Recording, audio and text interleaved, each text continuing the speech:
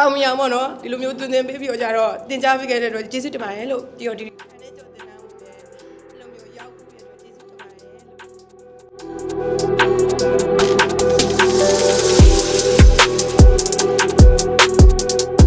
မင်္ဂလာပါညီမလေးတို့ မင်္ဂလာပါရှင် ဟုတ်အရင်ဆုံးအင်တာဗျူးအောင်သွားတဲ့အတွက်အမ congratulation လို့ပြောချင်ပါတယ်။နေရာလုံး congratulation ပါနော် အာဒီကတိုပါလို့ ။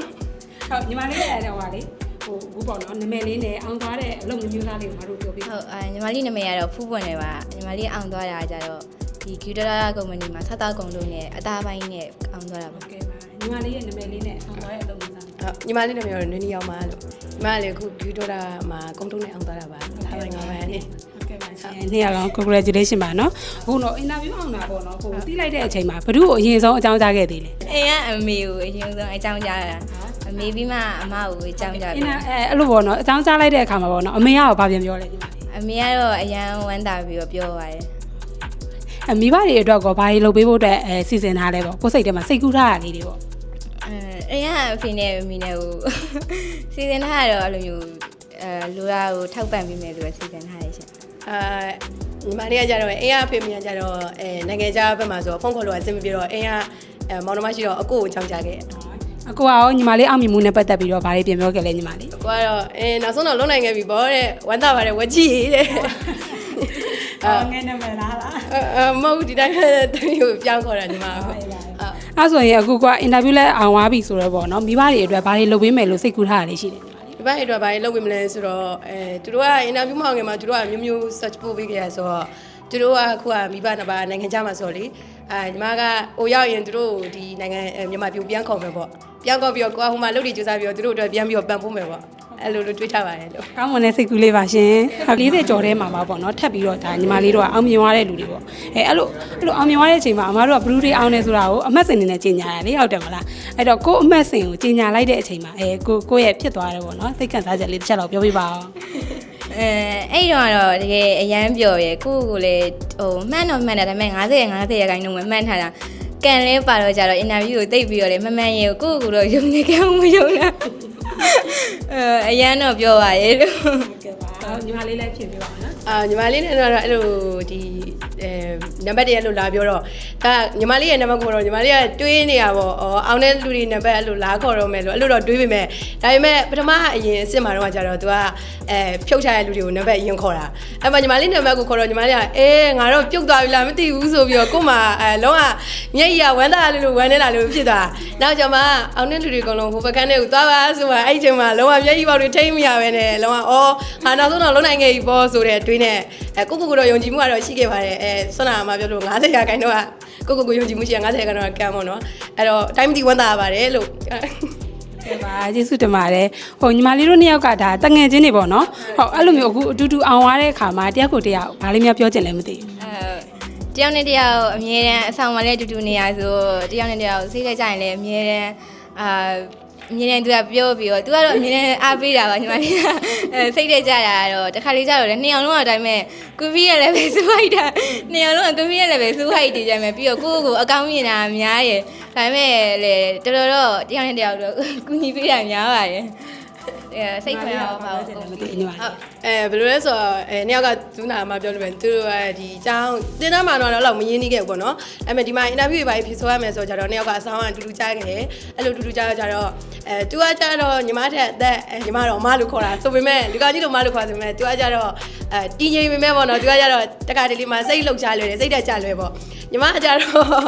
့ညီမကျကွန်ပျူတာပဲစွဲနေတော့ပါပါလေအဲ့တော့ကြတော့သူ့ကိုအဲ့လိုမျိုးဆိုအမဘာမှဖြစ်ဘူးပေါ့ကိုကကြတော့positive ဘက်ကပဲတွေးတာများတော့အမစိတ်ထဲမကြနဲ့ညီမတို့နှစ်ယောက်လုံးပေါ့လေအတူတူဒီအင်တာဗျူးကိုအောင်နိုင်ပါပါလို့လုပ်နိုင်ပါရဲ့လို့အဲ့လိုမျိုးတယောက်တယောက်ဖေးမှကူညီနေအခုလိုမျိုးပေါ့နော်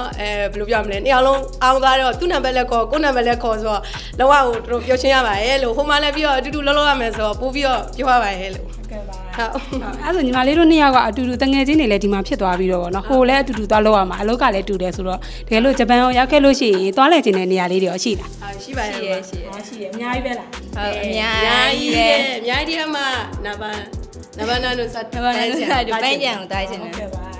အခုအင်တာဗျူးပေါ့နော်အခုအင်တာဗျူးကခိုင်းနဲ့မတူပဲနှစ်စိတ်ဖြေရတာဆိုတော့အင်တာဗျူးမှာပေါ့နော်အခက်အခဲဆုံးကဘာလေးလဲဆိုတာအမတို့တစ်ချက်လောက်လေးလို့မြတ်ပြီ အင်တာဗျူးမှာအခက်ဆုံးကတော့ သူကတော့ခိုင်ဝါ test ကမေးတော့မေးဒါပေမဲ့တိတ်မမေးဘူးပြင်ညီမလေးကကြတော့ခိုင်ဝါ test တွေကိုအများကြီးပြင်လာတာဒါပေမဲ့ခက်တာကတော့အဲ့လိုကက်ကြီးညက်ညီမလေးတက်ကတော့ကက်ကြီးညက်တို့အဲ့လိုမျိုးစာရေးစကားကတော့တိတ်မခက်ဘူးကက်ကြီးညက်ကတော်တော်ခက်တယ်အဲ့လိုမျိုး ညီမလေးအနေနဲ့ကြတော့ မလေးနေနဲ့ခက်ခဲဆုံးဘာလဲဆိုရင်တော့အဲ့လိုကကြီးညက်တွေပါတွေကတော့ခက်ခဲလို့မခေါ်ပြပြဒါပေမဲ့ဟိုမှာတော့တိတ်တော့မပြီးခဲ့ပေါ့နော်အင်တာဗျူးကနေလည်းဝင်ရောကိုကချက်ချင်းပြောနိုင်ခဲ့တယ်ပေါ့နော်အဲကြောင့်လဲခက်ခဲဆုံးလို့ထင်ပေမဲ့တချို့ຢာတွေကခက်ခဲဆုံးလို့ထင်ပေမဲ့တကယ်ကိုဖြည့်ရှင်းလိုက်တဲ့အခါမှာတော့ကိုယုံကြည်မှုနဲ့ပေါင်းစပ်တဲ့အခါမှာကျတော့ခက်ခဲလို့မထင်ဘူးပေါ့နော်လွယ်ကူရလို့ထင်ပါတယ် ဟုတ်ကဲ့ပါဟိုက20ဆိုတော့လေပထမအဆင့်မှာတော့ကဲလူရွေးပြီးသွားပြီနောက်တစ်ဆင့်ထပ်ရွေးမှာပေါ့နော်29ယောက်ရွေးသွားတယ်ပေါ့အခုဆိုရင်အဲ29ယောက်ထဲမှာပါဖို့အတွက်ပထမတစ်ခုပြီးတဲ့ချိန်မှာပါဖို့အတွက်ကိုဘယ်လိုမျိုးစူးစမ်းပြီးပြင်ဆင်ခဲ့လဲဆိုတာလေးတစ်ချက်ပြောပြရအောင်နော် အဲ့ဒီတော့ကျတော့ကိုကကြီးညက်ဘာပါမလဲတော့မသိဘူးအဲ့လိုမျိုးဒါပေမဲ့ကိုကကျတော့အဲ့လိုမျိုးခန္ဓာကိုယ်နဲ့ test တဲ့ဟာကြီးဆိုရင်တိတ်မရဘူးစာပိုင်းကိုတော့အဆင်ပြေပေမဲ့အဲ့ခန္ဓာကိုယ်နဲ့ test တဲ့ဟာကြီးနဲ့ပြုတ်မှကျတော့အဲ့ကကြီးညက်ကိုတော့တော်တော်လေ့ကျင့်လိုက်ရတယ်